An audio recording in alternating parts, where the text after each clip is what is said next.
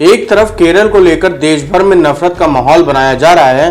केरल को लव जिहाद और आईएसआईएस का गढ़ बताया जा रहा है। ये कहा जा रहा है कि मुसलमान हिंदुओं को प्रताड़ित करते हैं। केरल में लव जिहाद का अड्डा बन गया है केरल। प्रोपेगेंडा फिल्मों को बीजेपी की सरकारें और खुद पीएम मोदी प्रमोट कर रहे हैं। द केरल स्टोरी के जरिए देश भर के मुसलमानों को टारगेट कर रहे हैं। बीजेपी की सरकारें जहां जहां हैं वहां पर ये सर्टिफिकेटधारी इस फिल्म को टैक्स फ्री कर रहे हैं। सेंसर बोर्ड भी मानता है ये फिल्म बालिग लोगों को ही देखने की काबिल है, बच्चे तो इसे बिल्कुल ना देखें।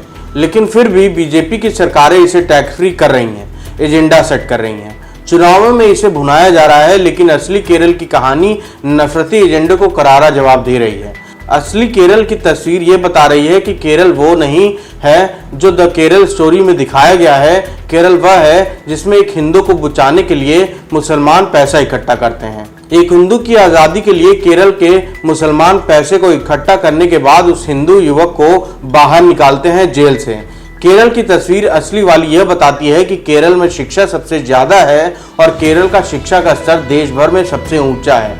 आज सीबीएसई के रिजल्ट आए तो केरल ने पूरे देश को रास्ता दिखा दिया, पूरे देश को आईना दिखा दिया और पूरे देश में केरल ने टॉप कर लिया। यानी केरल नफरत में नंबर 1 नहीं है, शिक्षा में नंबर 1 है। नमस्कार, मैं भैराज आपका हुनरबाज पत्रकार में स्वागत करता हूं। Central board of secondary education यानी सीबीएसई ने 12वीं क्लास के नतीजों का ऐलान कर दिया। सीबीएसई की तरफ से रिजल्ट का ऐलान आज शुक्रवार सुबह को हो गया है और इस साल कुल मिलाकर 87.33% बच्चे पास हुए।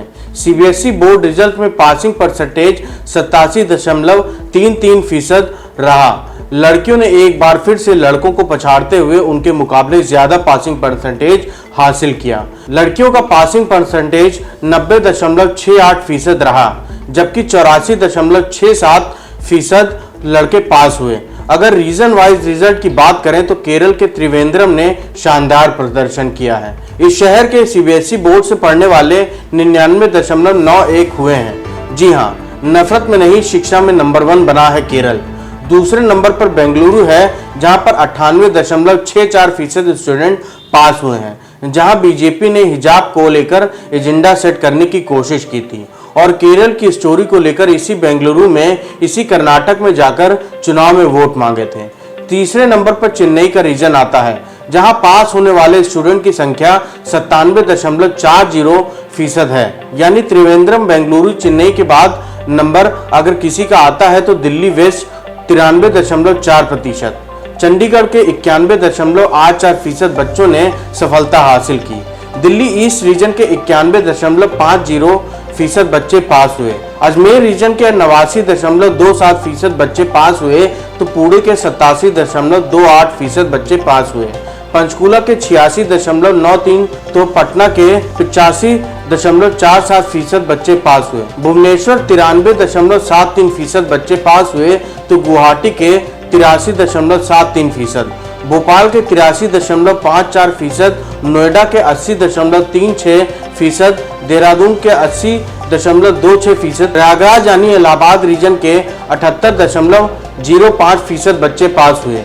बोर्ड ने इस साल मेरिट लिस्ट जारी नहीं की है। अधिकारियों के मुताबिक छात्रों के बीच अस्वस्थ प्रतिस्पर्धा से बचने के लिए सीबीएसई ने मेरिट लिस्ट जारी नहीं की। अनहेल्दी कंपटीशन से बचने के लिए सीबीएसई ने इस बार फर्स्ट, सेकंड और थर्ड डिवीजन नहीं दिया है छात्रों को। बोर्ड ने कहा है कि वो इन 0.1% छात्रों को मेरिट सर्टिफिकेट देगी जिन्होंने किसी एक सब्जेक्ट में सबसे ज्यादा अंक हासिल किए हैं। इस साल का कुल पासिंग परसेंटेज 87.33% है, जो पिछले साल की तुलना में से कम है। पिछले साल पासिंग परसेंटेज 92.71% था। लड़कियों ने इस बार 6.01% बेहतर प्रदर्शन किया है।